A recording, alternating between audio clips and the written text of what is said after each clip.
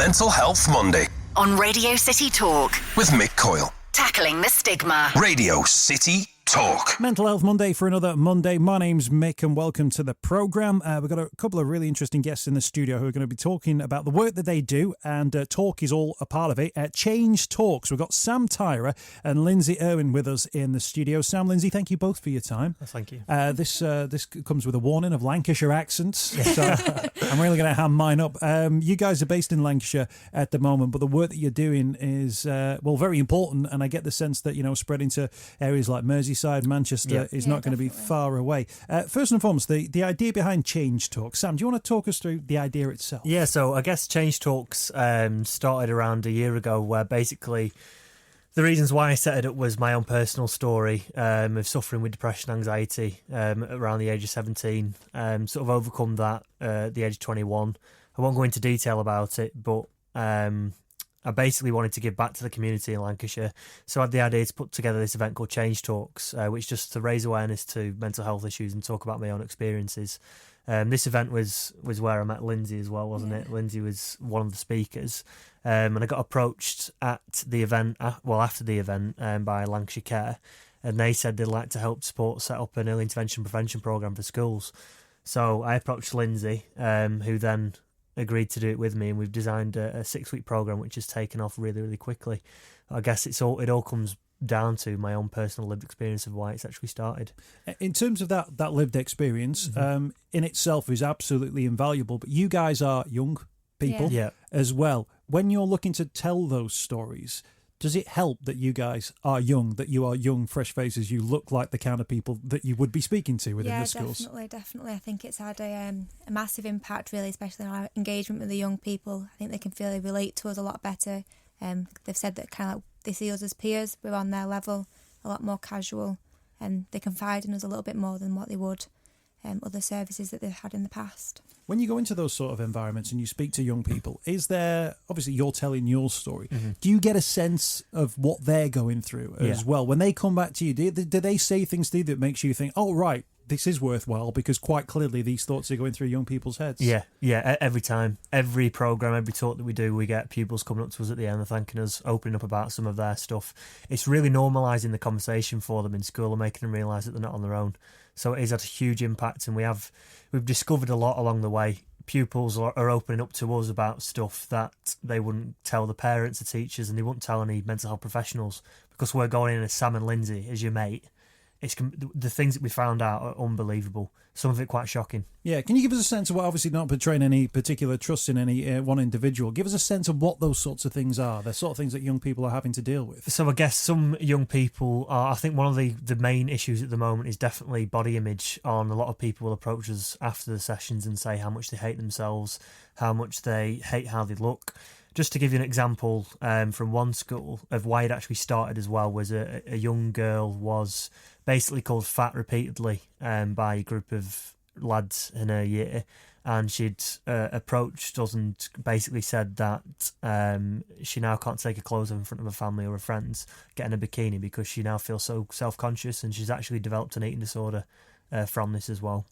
I guess that's one of the sort of the stark realities of it, that whenever people hear about projects and schemes, and yours is Change Talks, and it comes, with the branding and things like that, but at the heart of it, Lindsay, we've got real people, real human beings who've got real problems as well. Have you been surprised by how open and young people are to talk about maybe some of their issues? Yeah, definitely. I think for the young people in the schools, this has been a long time coming. They've been desperate for anybody to talk to. They've kind of said that they've tried to speak to teachers and members of staff within the school, and there almost isn't that level of understanding. They're not on their level, and then as a result they end up feeling even more isolated. The support isn't there, so as soon as we come in, it's almost like word vomit. They just want to get it out. They need somebody to speak to, and they're so relieved when they see us, aren't they? Yeah. And does that then feed back? Do the teachers then come to you and say, right, is there anything that we need to work on? Do you then sort of create that relationship? It's something we're definitely trying to do. It's up and coming. We'll have to feed back quite a few things.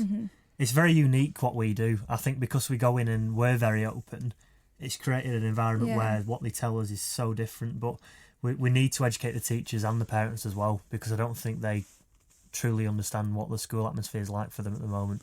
Change Talks is the name of the organisation. Tyrer and Lindsay Irwin with us in the studio. In terms of how in demand you are, do schools bring you in as a service? So they'll invite you in, and then what sort of groups do you work with? What sort of size of groups? It varies, doesn't it? Massively depending on each school's needs, really. I mean, we've been to some schools where it's mixed age range and mixed gender, people that have had a history of struggling and people who haven't experienced any mental health problems, and then other schools are completely different, aren't they? It's normally about the class group that we aim for is 25 to 30 pupils. Personally, I think it works better when it's just a generic form group, because then we're reaching people that the school might not be aware of. If you target pupils, they're going to feel stigmatised and labelled straight away. And I think that when we've talked in some of the other schools that we've been in previously, where we've just a normal form group, we've had people reach out that people had no idea that they were self-harming or anything, especially lads as well.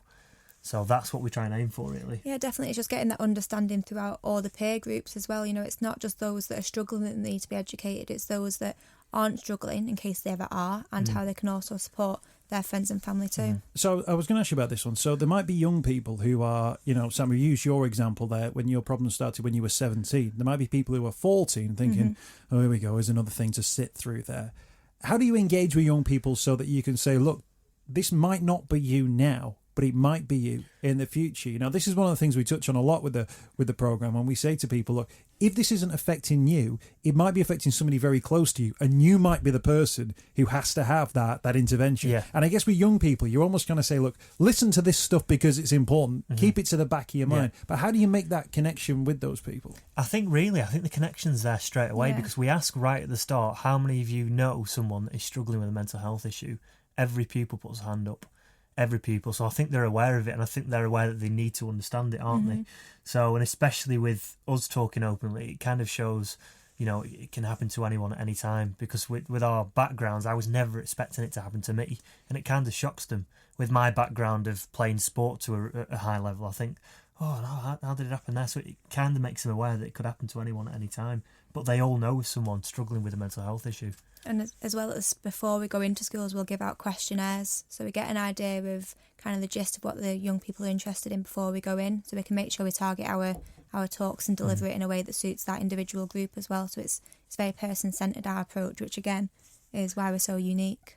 Is there anything going on in young people's lives at the moment which the adult world isn't capable of getting their heads around at the moment? Often decisions are made politically, made by people in their 50s and 60s, in London rather than based, in and around the regions.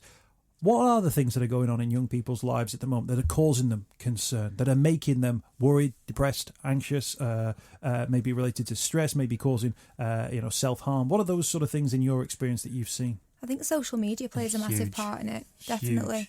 And that isn't just in terms of looking at their peers and what the peers are portraying online. It's also they've lost that sense of identity. They almost are no longer aware on what their peer group and what their community is, because they're no longer following people. When I first got on it was Bebo and Pixo when social media first started for myself, and it was just people I knew. It wasn't the Kardashians and the Jenners and this wide variety of people that are then confusing you what a real life is. We didn't have that. And then it's also the other thing is the online bullying that comes through social media. Anonymous chat lines. Yeah. So they're getting some very dangerous stuff that's going on. Online dating for children kind of thing. It's bizarre. Yeah, they're downloading apps that are anonymous chat lines where they're actually talking to older people and they're getting inappropriate pictures sent to them. It's really worrying. There's some really bad games out there at the moment and apps. Also, compassion and kindness, it seems to have gone. They are not nice to each other at all. The bullying is it's awful, again probably through social media though. It's that lack of personalisation. Yeah. We're creating a very depersonalised society because they no longer know how to communicate. It's interesting, isn't it, where we think we're the most connected we've ever been, but we're actually the most disconnected. Completely. Even down to small sort of conversational cues that we would pick up on naturally, like eye contact. These young people are saying eye contact's awkward straight away. They don't look at people when they speak because for them that's no longer interaction. It's quite... Talking over an online platform, over a text rather than face-to-face. Because I guess you're dealing with the first generation that have been absolutely native Yeah. in the digital world, that everything has always been digital, that Facebook isn't something new and exciting, or are you going to sign up? It's just you automatically, you're almost signed up to that as well, to the point where if there were anonymous chat rooms there, and I'm be interested to hear some more about the things that go on there, as an adult, you would go, well, obviously, this is potentially dangerous. But in a child that's grown up in a world where conversations can take place anywhere online and it's online, so therefore there's an element of safety to it, when quite clearly there isn't. They've not learnt the sort of skill set that an adult would have. That leaves you in a very, very vulnerable position, doesn't it? Yeah, because I think a lot of them, especially in the older years, realise the danger, but what they say is because they do it, I do it. So we go, if you've been sent something inappropriate and you realise it's bad for you, why do you continue to do it? Well, everyone else has got it. But another example to refer to something, they play a game called #OpsOnMe. So basically what they do, they post a picture of themselves on online platforms and they get everyone else to comment on them in the year. So that's just basically putting themselves up for trial to be slated by the rest of the year. And that's kind of the aim of it, to say as many kind of like negative things, would be a selfie or a full body image of whatever, and people to post as many comments. To bully you. Yeah. But they all do it. And then what's the hashtag? The hashtag? #OpsOnMe, opinion on me, basically. See, the thing that worries you about that is that you think, well, what is it that young people feel, or why people feel the need to do that? It's justification, isn't Value. it? You want to feel valued, don't they? Gratification, and as well, I suppose for some people, it could potentially be a form of self-harm as well. It's, you know, to be told that you're worthless or that you're ugly or something. It's a form of self-harm. If that's their core values and how they feel, then they almost search for that. It's bizarre how it all works. I'm going to look for a positive on that one. Do young people ever say, is it used as a positive thing? Opinions on me, you look great. Not you're very wonderful. often. You're my best mate. You always stand by me. No, that'd be more pictures that they post on Instagram or Snapchat. They get the friends will say that, Yeah. but other than that, the rest of the year that basically are commenting are saying very insulting things like kill yourself and cut yourself. We've seen it in every school. It's concerning. I mean, that's deeply concerning, isn't it? Particularly because there seems to be almost a normality to that. And these are, what ages? So these will be... from year 7 onwards. Yeah, so 11 to 16 mainly. Which is...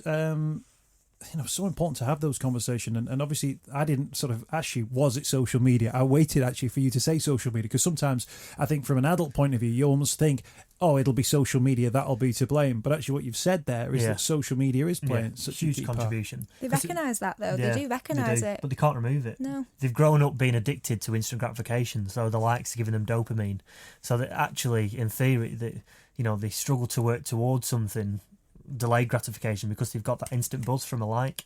So when the likes stop, they're feeling less valued, and if they don't get as many likes on a photo, they start thinking, oh, I'm not as loved, I'm not as it goes valued. back to that how they've grew up with communication though, because that is how, for them, all their lives, you do give people gratification. You know, you text happy birthday, you don't really send cards anymore. Oh, I miss you, it's nice to hear from you, you're saying over text. It's all communication now throughout the life has been on that platform. Their values off a number. Yeah, so that's how it's been throughout life for them now. Their life is electronic. Which is sad. So, yeah, it is. And absolutely, the other thing that's sad about it is the generation before that kind of thought, oh, this is a new and exciting, slightly odd gimmick, have actually created the environment where young people have naturally picked up all of those skills without really much of the sense of what it all actually means, the value and the reality that comes behind it as well, which I guess is a failure of the generation that I'm in, to sort of let that by. I've got a 4-year-old now who will ask me for a mobile phone at some point. But I always think that it's almost going to come with a reality check, that if somebody is posting something, they're posting it for a reason. What is that reason? Is it a good reason? Is it a bad reason?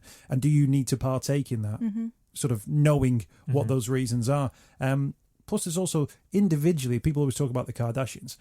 They're cynical in terms of what they're doing from a business point of view. I probably think they're not totally mean-spirited in what they're doing. But actually, it's become part of an environment, hasn't it, where people then have copied that and manipulated that and kind of gone, well, if she's doing absolutely nothing outside of making a sex tape and then some hair and makeup things and becoming a social media star, then I can do that too, or I can copy that too, and there's value to be perceived in that. Whereas actually, there's not a great deal of value with the best will in the world to her.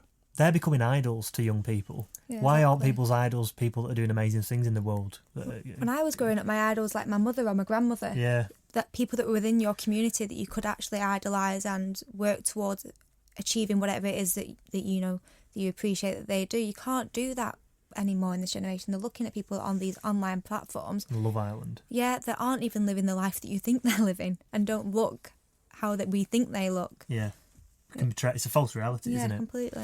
Mental Health Monday with Mick Coyle. On Radio City Talk. We've got the team behind Change Talks in the studio for this week's Mental Health Monday. Sam Tyrer and Lindsay Irwin. We're hearing about the work that they do in schools and some of the things that they hear from young people within schools as well. Sam and Lindsay, you both got nursing backgrounds, right? So, Lindsay, you're a nurse at the moment, and Sam, you were working in nursing. Yes, correct. As well. Lindsay, tell us about the work that you do.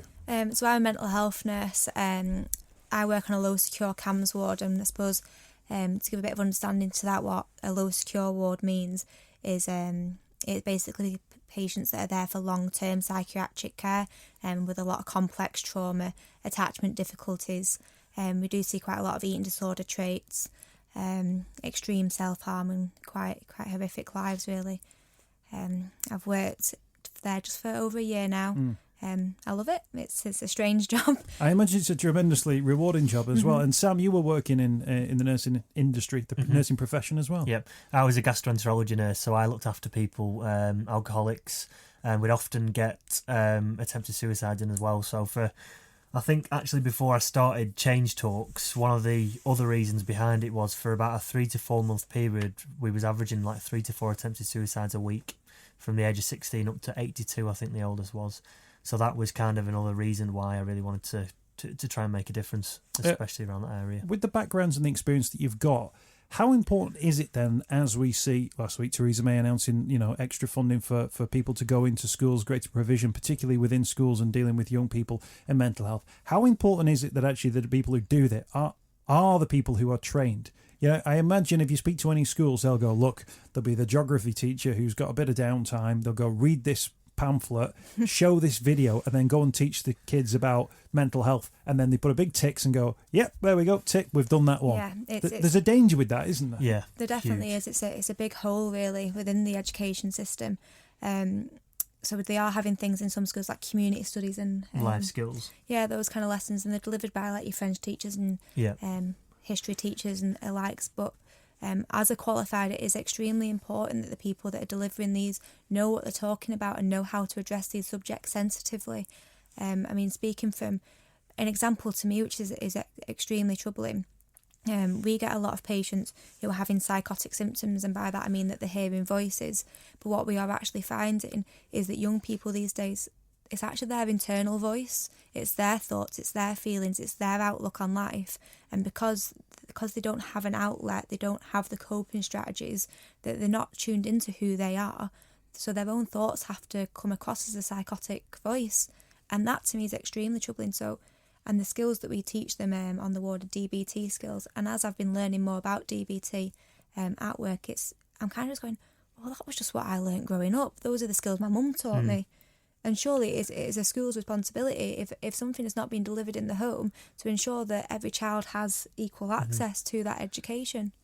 DBT stands for? Dialectal Behavioural Therapy. It's like similar to CBT, but it's much more in depth and long term. CBT, cognitive. Yes, sorry right, for the. There you go. I think what works well with our approach as well is Lindsay's a mental health nurse. Obviously, I'm a general, but what works well when we deliver it is, I'm very, very open about my personal experience, and then Lindsay's got the professional approach as well. So it complements each other. But we never present as the professionals, do we? No, never. That's the uniqueness of it, I just think. What mistakes might schools be making, do you think, if they do send in the French teacher and the geography teacher, who are doing it with the best will in the world? Yeah, of course. You could go in there absolutely with the keenest, ability to and want to make this happen. What kind of things might they be doing wrong? I think really, what we gathered from today was just played videos, didn't they? Which can trigger people, because some of the videos are very, very heavy.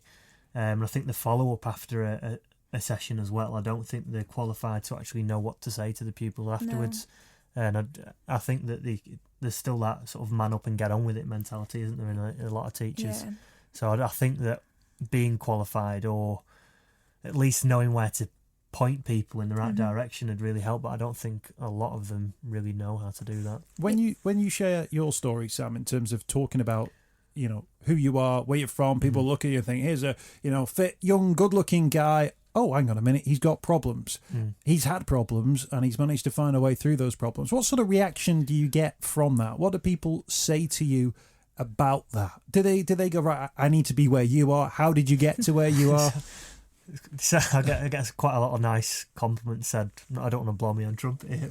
It's actually really good on one of the slides that we have, isn't it? On one of the presentations, there's a group picture of us all, and we kind of say which one in this group do you think has mental health problems, and there's me and you, maybe like 9 other people, isn't there?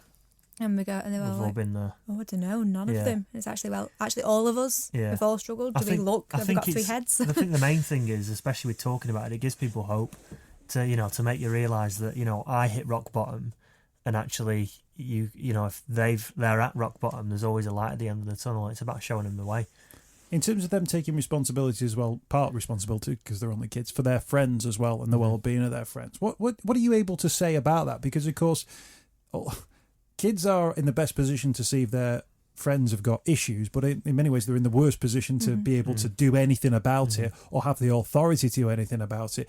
How do you do that in terms of signposting for them? What they can do, maybe what they need to do to keep an eye out for their friend, but actually to make sure that then their friends are aware that they're very much requiring adult intervention. I think really there's only so much you can tell the pupils to do for one another. It's about encouraging them to be compassionate and be consistent as well. I think that's the huge thing to keep encouraging, because as much as you want to try and help someone or help your friend, there's only so much you can do. It's about educating them towards that and saying just keep asking if they're okay.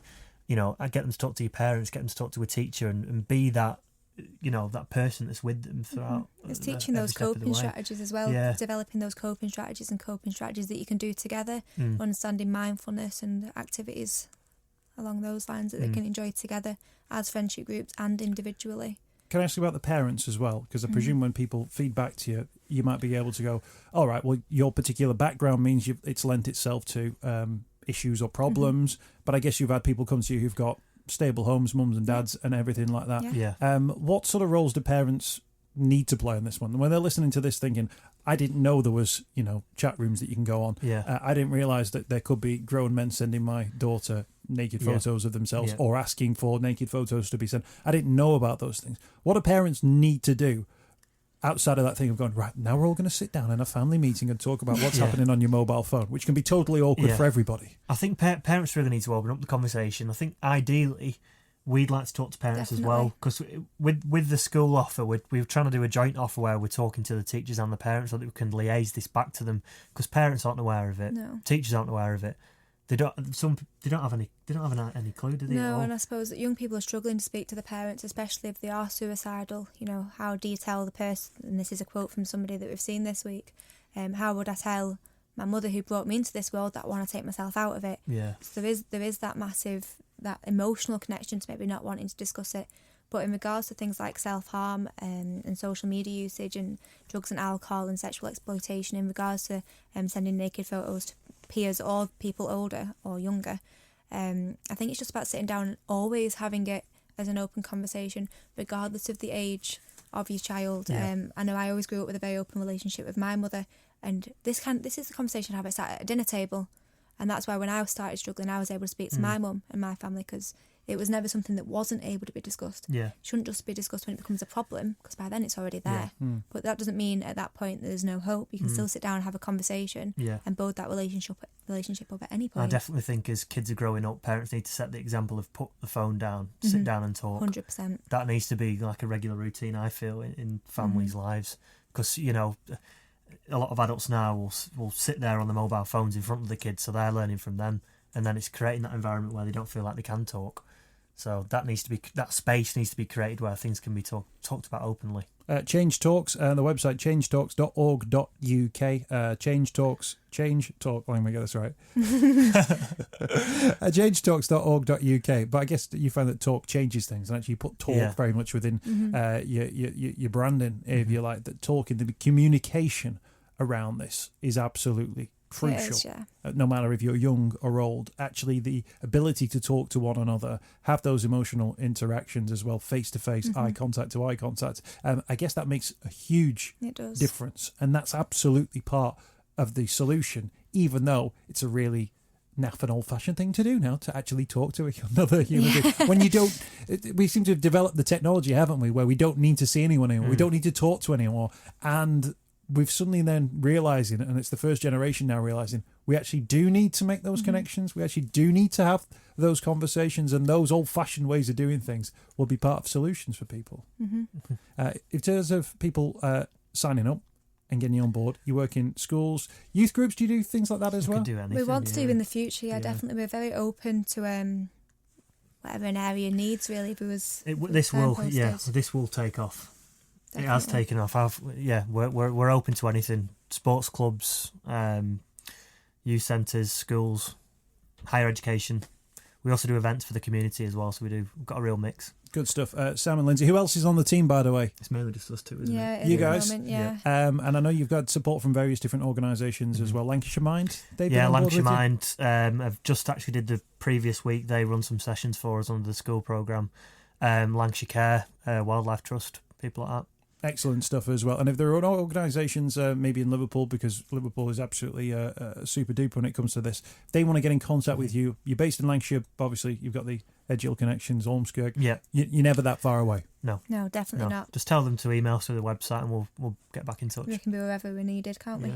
Good stuff. It's great to see the work that you're doing as well. Like I say, you're both young people and you're both making a connection in a way which I think other people couldn't do. Certainly stuffy old people like me going in there going, and now we're going to talk about mental health. Who knows what mental health is, which would be the way I do it very badly. All dressed in white coats. Absolutely. No, absolutely. I think there's I grew up, right, so I don't mind saying this now, when I was doing my journalism training, one of the first things you learn is never ask anybody how they feel.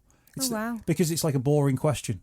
Like I'm now made a career of actually asking people how they feel. It's the worst bit of advice I've ever been given. The most important question you will ever ask anybody is how they feel. I absolutely think it's the most important. And then for people, oh no, you shouldn't ask that one. You think, well, what if you want to know how they feel? And what actually, if they express how they feel, actually helps them as well as you. What if you're the only person that's asked them how they feel that day? Yeah, could turn the whole day around. Exactly. See, you should have been doing my course. No wonder I only got a 2-1. Thank you both for your time. Really appreciate it. Changetalks.org.uk is the website. You can find out more information about Sam and Lindsay as well via the organisation, and there's contact details on there too. The website again, changetalks.org.uk. Mental Health Monday on Radio City Talk with Mick Coyle. Radio City Talk.